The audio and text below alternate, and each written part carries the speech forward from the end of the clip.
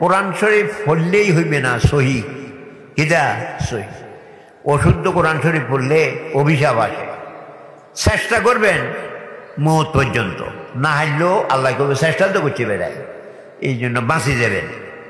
যে নাকি একবারে সর্বশেষ জান্নাত হইব, তার জান্নাতটা কত বড় এটা চিন্তা করো। এই যে সাত জমিনের মধ্যে আমরা কি উপরেটাতে আছি না কোনটাতে আছি কেউ কি তার মধ্যে।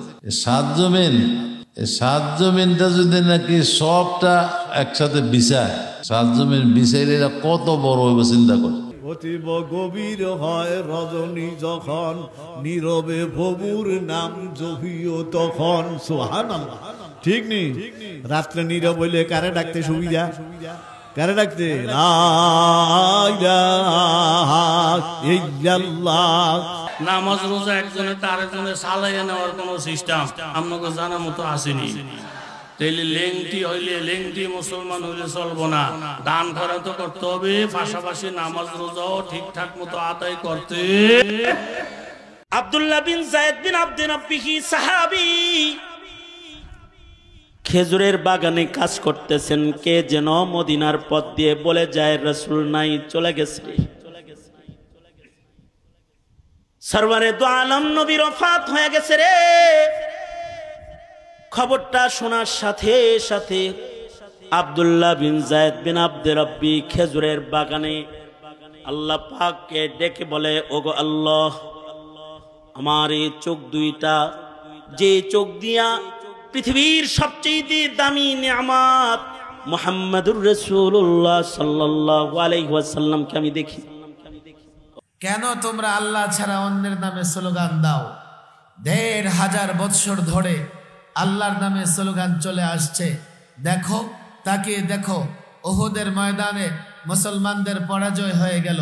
রাসূল করিম সাল্লাল্লাহু আলাইহি ওয়াসাল্লাম সাহাবীদের সহায়তায় পাহাড়ে গিয়ে আশ্রয় দিলেন। কুফফার লিডার, কুরাইশ লিডার আবু সুফিয়ান ময়দানে নেমে ঘোষণা দিতে থাকলো, যে আল্লাহ আমার চোখ বানাইছেন ওই আল্লাহর কত ভাই, যে আল্লাহ আমার কান বানাইছেন ওই আল্লাহর কত ভাই, যে আল্লাহ আমার হাত পাও বানাইছেন ওই আল্লাহর কত ভাই, যে আল্লাহ আমাকে এত এত নিয়ামত দিয়ে বাঁচায় রাখছেন ওই আল্লাহর কত মায়া। আরে মায়াটা বুঝেন না? ভাবেন কোনদিন?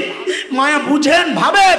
আমি আপনি যখন দরজা জানলা আটকায়া ভেতরে গুনাহ করি, ভেতরে গুনাহ চলছে, ওই গুনাহ অবস্থায় আমার মালিক দরজার নিচে দিয়া বাতাস আর অক্সিজেন পাঠায়া দেন যেন আমি মইরা না যাই।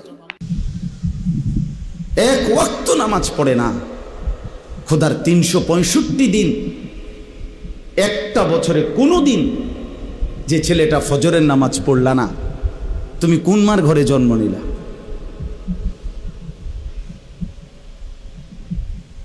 তুমি কোন বাপের ঘরে জন্ম নিলা? তোমার মায়ের ২ বৎসরের দুধের হক কি আদায় করো? মুসলমানের বাচ্চা এত বড় গাদ্দার হয় কেমনে বেটা? এত বড় নাফরমান, এত বড় হাইওয়ান, এত বড় চতুষ্পদ জানোয়ার মুসলমানের ঘরে হয় কেমনে বেটা? কোরআনে কারীমের মধ্যে আল্লাহ রাব্বুল আলামিন সূরা আনফাল ২ নম্বর আয়াতে বলতে গিয়ে বলেন, ইন্নামাল মুমিনুনা আল্লাযীনা ইযা যুকিরাল্লাহু ওয়াজিলাত কুলুবুহুম ওয়া ইযা তুলিয়াত আলাইহিম আয়াতুহু যাদাতহুম ঈমানাও ওয়া আলা রাব্বিহিম ইয়াতাওয়াক্কালুন। আল্লাহর বান্দা বান্দীরা যখন কোরআনে কারীমের তিলাওয়াত করে, আমার আল্লাহ তাদের ঈমানকে বহুগুণে বাড়ায়া দেন। অ্যান্টিবায়োটিকের ক্ষেত্রে যেমন তার নিয়মিত এটা সেবন করতে হয় এবং তার কোর্স পুরা করতে হয়, তাহলে গিয়ে অ্যান্টিবায়োটিক যথাযথভাবে ফল দেয়, আপনি অ্যান্টিবায়োটিকের যথাযথ উপকার লাভ করতে পারবেন। ঠিক তদ্রুপভাবে ইস্তেগফারের দ্বারা যে সব সমস্যার সমাধান হবে, ইস্তেগফারের দ্বারা আপনার রিজিকের সমস্যার সমাধান হবে, ইস্তেগফারের দ্বারা আপনার বিপদ থেকে উত্তরণের ব্যবস্থা হবে, ইস্তেগফারের দ্বারা আপনার রিজিকের সমস্যার সমাধান হবে। কখন? যদি ইস্তেগফারের কোর্স আপনি যথাযথ পুরা করেন। ইস্তেগফারের কোর্স কি? হাদিসে রাসূল বলেন, মান লাজিমাল ইস্তেগফার ওয়া মান আকসারাল ইস্তেগফার, যে ব্যক্তি নিয়মিত পড়বে এবং যে ব্যক্তি বেশি বেশি পড়বে।